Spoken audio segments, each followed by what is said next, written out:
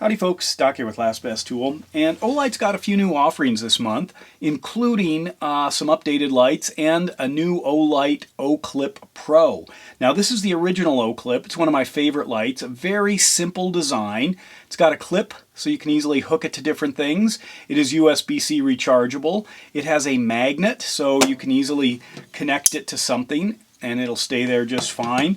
On the high end, this can throw out for a short amount of time 300 lumens, then it drops down to 100, and it also has a 10 and a 1.5, as well as a red light, a strobe, and a blinking red light. Now, it has an onboard 280 milliamp battery, so maximum runtime is about 30 hours, and it's fairly light. We'll get into that.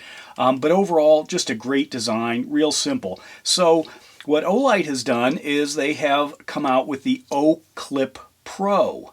Now the Pro version has got some significant updates, some significant more power.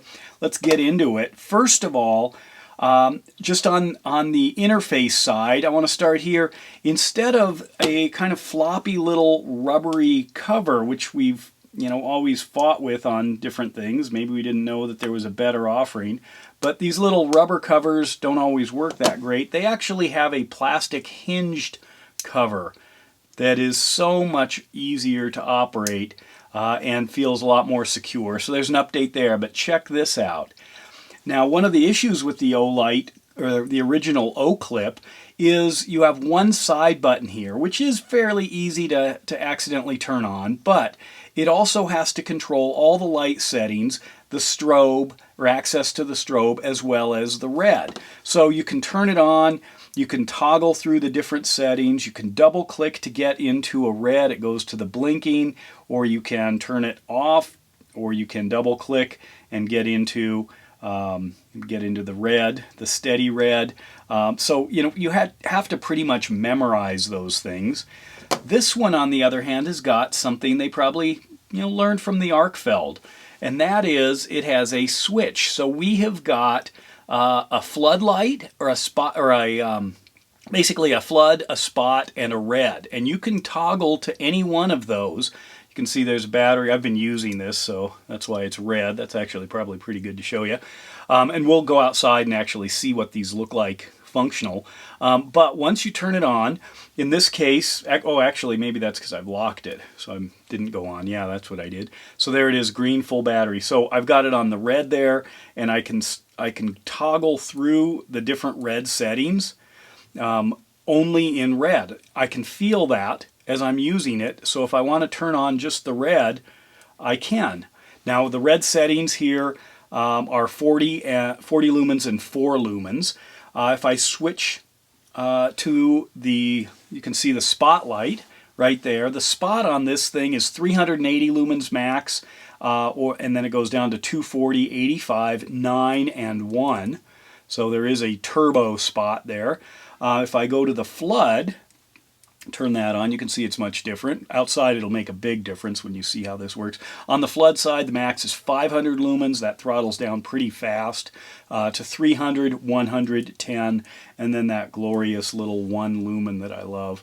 On the clip side, the ability to clip this to almost anything is unbelievably useful. It does also have a magnet, but oddly they switched the position of the magnet. If you notice, the magnet now is on the bottom of the clip side, whereas this one, it is on the opening of the clip side. Now I'm not sure why they did that, partially because the lanyard hole is on the magnet side, so it might not stick as well if you're using a lanyard. I haven't figured that out, what the difference is, but they are opposites.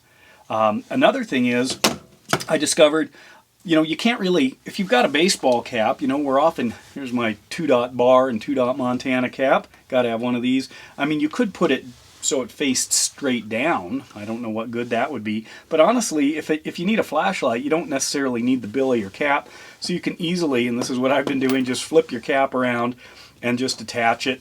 Your head will be right there, and then use this as the front of the cap, and now you've got a headlamp.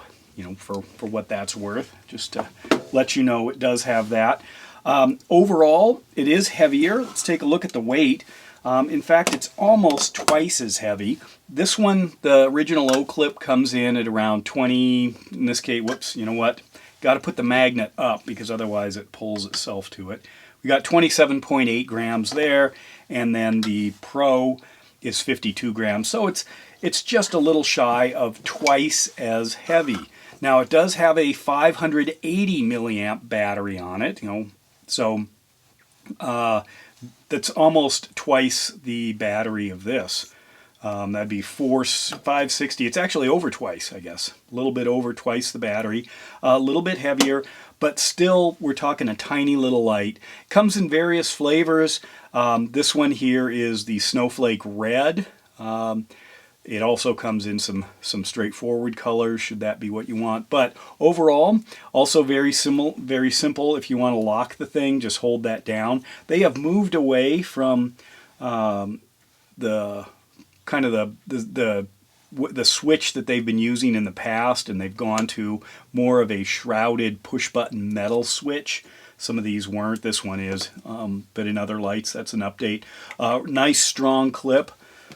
Easy to clip to things. Let's go outside and take a look and see what this thing actually does.